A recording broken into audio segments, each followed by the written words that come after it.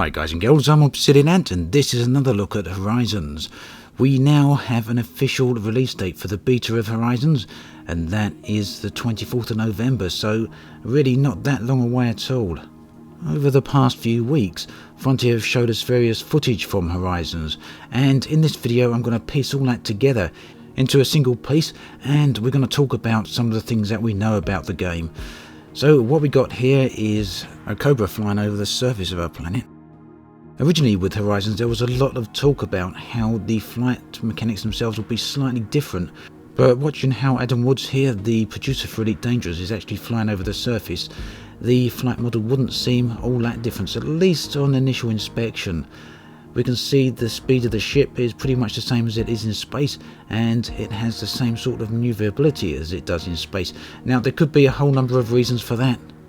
In the first stream where we saw the SRV revealed, Frontier confirmed that they had actually adjusted the gravity of the planet to make it slightly easier on them during the stream, and maybe something like that is going on here. At any rate, there's one of the crashed wrecks.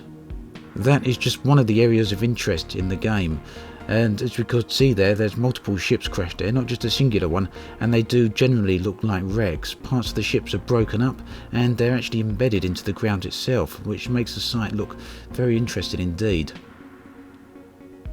So, once you land your ship, you can deploy your surface vehicle and then take a look around pretty much the entire planet. There's all sorts of landscape to take a look at, and we'll see some of that momentarily. Now, when you're down on the planet, you can of course dismiss your ship. Apparently you can also leave it where it is as well, but it will fly away into orbit once you drive away to a certain distance. Now, one of the things that's apparent on Horizons is the scale of things. The size of all the objects down on the planet look a lot different once you're in a vehicle. These vehicles are much smaller than anything else we use in the game. It would appear that they're actually more or less the same size of a human in height. So we can at last get to appreciate the sense of scale here in a much different way. So as I said, once you're down you can send your ship away. It flies away up into orbit where it can't be damaged or hurt, and you can call it back at any location, so long as it's a location where the ship can physically land. And I think that looks absolutely gorgeous, seeing a ship fly away like that. So the planets themselves have a whole lot of geological features. There's canyons, craters, mountains, and all sorts of different things. Different planets will have different sorts of features, and different regions on planets will also have entirely different features. What's really interesting about this is each planet is built based on real geological science. So all the planetary surface features we see here are all natural formations.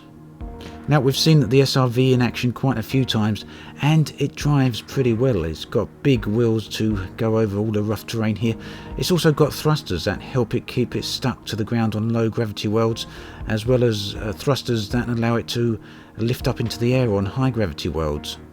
These also allow you to maneuver your SRV if it gets stuck down in a hole or something equally daft like that. So we also have a whole bunch of new information about Horizons. There was a live stream last night with David Braben and Edward Lewis. That is well worth a watch if you get a chance to do so. I'm going to briefly cover a few of the more interesting points there though.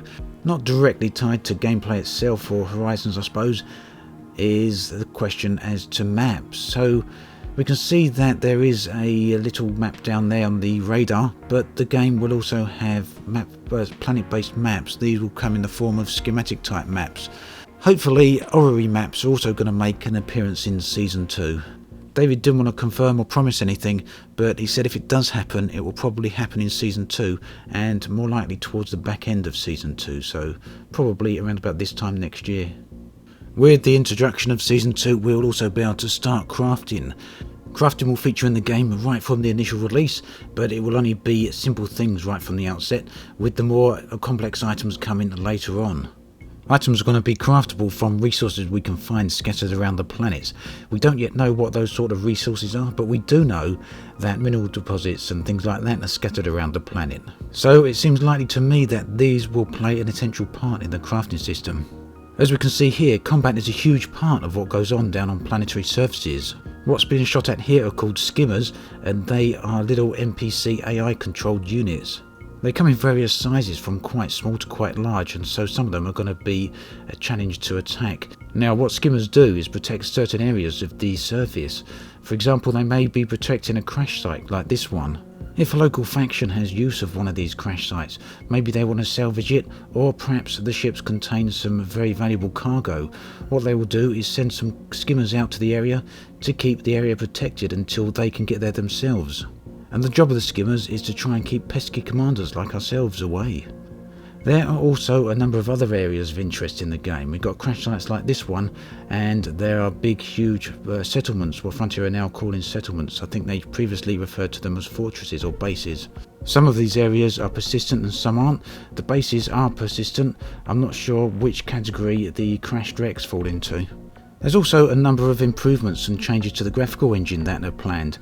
Although these aren't on a high priority list because obviously Frontier have got a number of other things to concentrate on at the moment, there will be things such as in space with the ring systems casting shadows on the planets. That's something that David Braben said he really wants in the game.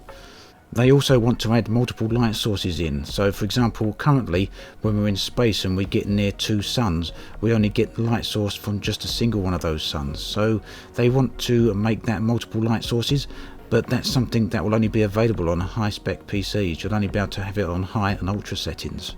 The reason for that, of course, is because multiple light sources mean multiple shadows, and shadows like that can become very intensive on the computer's resources. Related to this subject is the introduction of new astronomical phenomena such as comets and black hole accretion disks. Now comets are already in the game's background simulation, as they were needed to be present to ensure that water worlds actually had water. At least certain quantities of it actually arise from space on comets. And so these were needed in the game right from the start to ensure that the galaxy generation actually occurred correctly.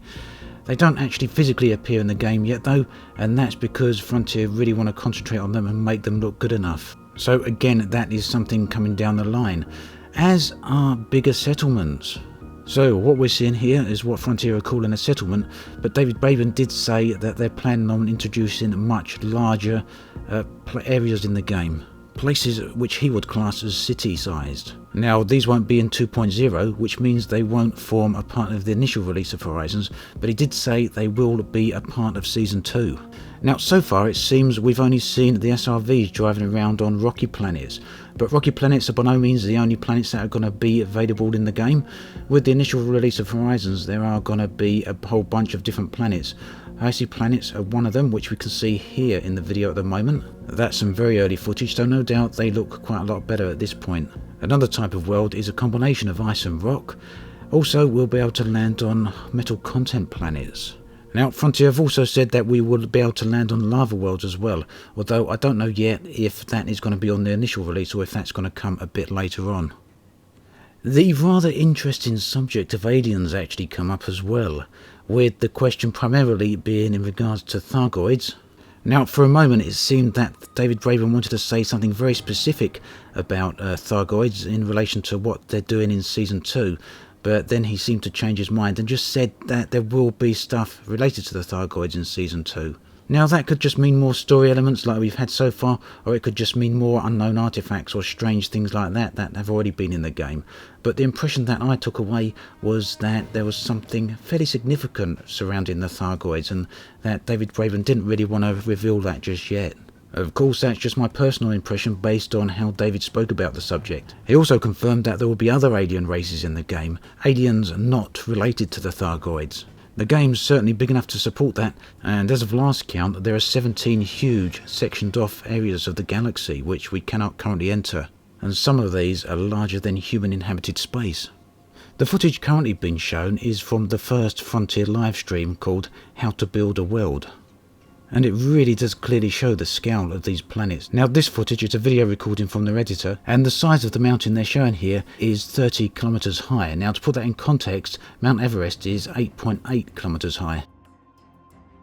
So coming down to the planets is going to be seamless. They've showed that a few times, at least in engine, although not in gameplay. But the problem is the transition from supercruise into regular flight. David Braben said that he doesn't know yet where that transition is actually going to occur, so there certainly will be some sort of interruption between the flying through supercruise and then coming down to the planets. but entry from orbit down to the surface of the planet will indeed be seamless. So far then, we've seen the scale of horizons and planetary landing right from up close and personal with the SRV and individual rocks on the surface, right up to zooming out into orbit like we are here.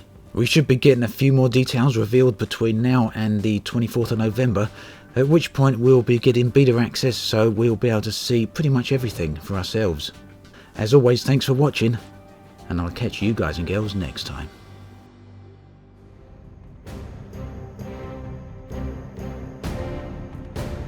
A dream of darkness and entropy. It is here where it all began, and it is here where it will end. A journey's end, from a simple beginning. I know now that this is where he went when he left. My father never spoke of this place, but I could see it in his eyes. And now I must find him, before it's too late. But to do that, I need a ship, and to get a ship, I need money.